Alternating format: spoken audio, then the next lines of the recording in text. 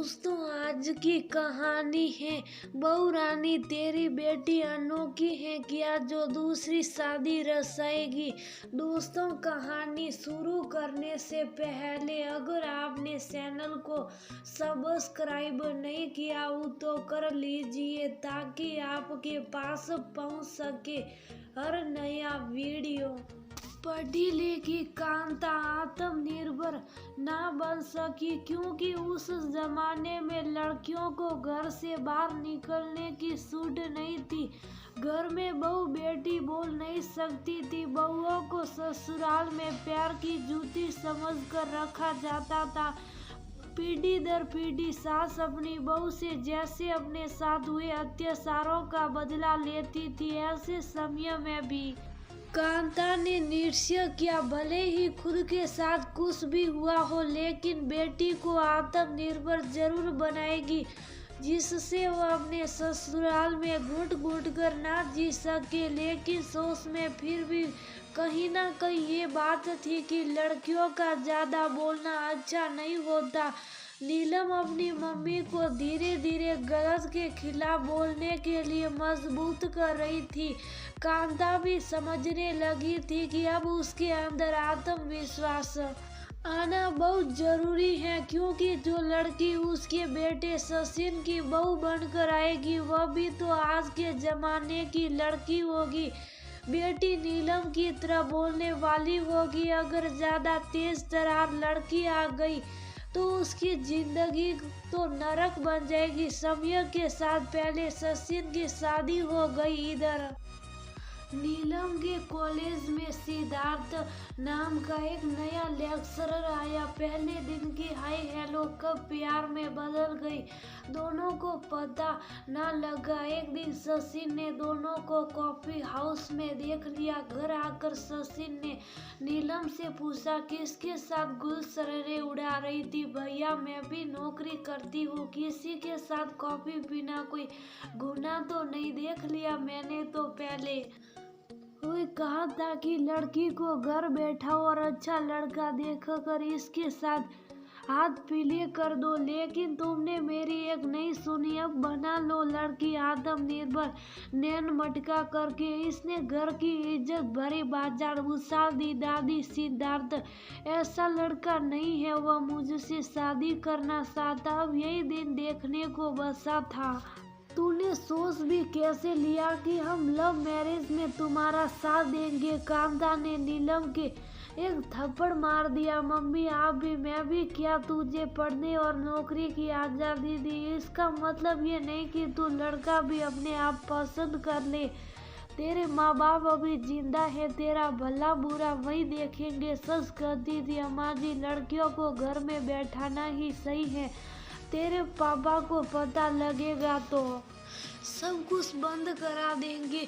अगर तुझे हमसे रिश्ता रखना है तो उस लड़के से मिलना जुलना छोड़ दे। मन मार कर नीलम ने सिद्धार्थ से मिलना बंद कर दिया। भले ही वह आजाद ख्यालों की लड़की थी, लेकिन अपने माता पिता के विरुद्ध जाकर शादी नहीं कर सकती थी। कांता और नीति ने जल्दी ही शिवम के साथ नीलम की शादी कर दी। जल्दबाजी का नतीजा जल्दी ही सामने आ गया। कुछ ही महीनों बाद नीलम के ससुराल वालों की असलियत सामने आने लगी। उसकी सास का उसका नौकरी करना पसंद नहीं था। पैसे आते तो सबको अच्छे लगते, लेकिन बहू का रोज कॉलेज जाना उसको पसंद ना आता। कॉलेज जाने से पहले नीलम सारे काम करके जाती, आते ही फिर काम में लग जाती। उसने कहा कि मम्मी जी काम वाली लगा लेते हैं, लेकिन उसकी सास ने ये कहकर मना कर दिया कि आज तक इस घर में मैंने काम वाली को घुसने नहीं दिया। घर के लोगों का काम होता ही कितना है, मैं भी तो कितने काम कर देती हूँ। लेकिन ये सब तो करने की बात थी, वह ये काम करती लेकिन नीलम को 1000 बात सुना देती।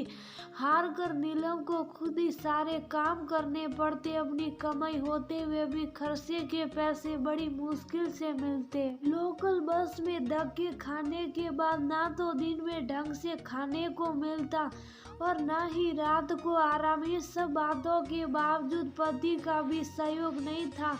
एक दिन शिवम ने नीलम को खूब मारा। उसका गुनाह यह था कि कॉलेज में पुरुष साथियों के साथ बोलना पड़ता था।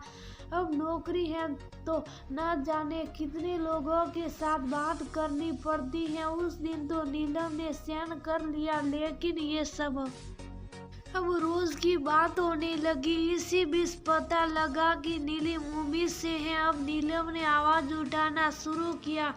जब ये सब बंद नहीं हुआ तो नीलम ने अपनी माँ को सब हाल ये कह सुनाया। बेटी का हाल कांता जी से बर्दाश्त नहीं हुआ।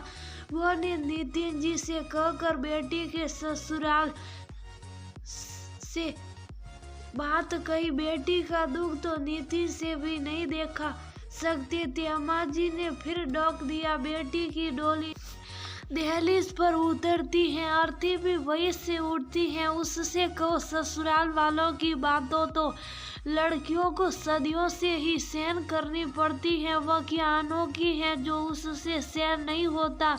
नहीं अम्मा, मेरी बेटी अत्याचार बर्दाश्त नहीं करेगी।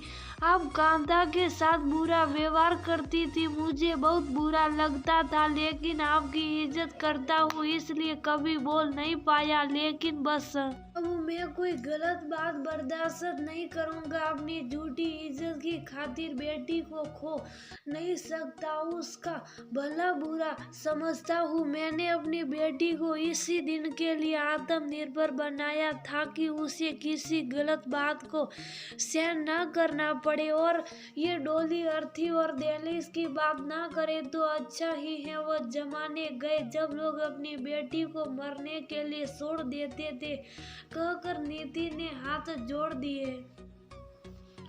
आज नितिन की बात सुनकर कांता जी का भी सिर फर्क से ऊंचा हो गया। भले ही उस समय उनके पति ने उनके लिए आवाज नहीं उठाई, लेकिन उन्होंने अपनी पत्नी के मन को गहराई तक समझा और आज अपनी बेटी के लिए आवाज उठाने के लिए तैयार है। नितिन और कांता बेटी के ससुराल पहुंचे और उसे अपने साथ वापस ले आई।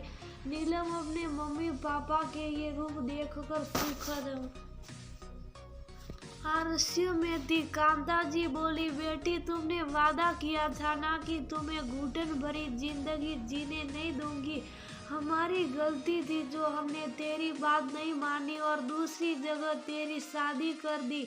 अगर लड़के का घर परिवार ठीक है तो लव मैरिज में कोई बुराई नहीं। ये सब मैंने तेरे से ही सीखा कि गलत के खिलाफ आवाज उठानी जरूरी है। नीलम अपनी मम्मी के गले लग गई। नितिन जी भी देख रहे थे। उनके सामने 3 पीढ़ियों थी, पीढ़ी दर पीढ़ी। तीनों की सोच में कितना अंतर था। तीनों एक दूसरे से कुछ ना कुछ सीख रही थी, लेकिन अम्मा की पीढ़ी ऐसी थी कि अपनी अगली पीढ़ी से कुछ सीख लेने का मतलब अपने एम को झुकाना था जो वह नहीं कर सकती थी। उनसे अगली पीढ़ी अपनी बड़ी से तो सीखती ही थी, लेकिन अपने छोटे से भी सीखने में उन्हें कोई परेशानी नहीं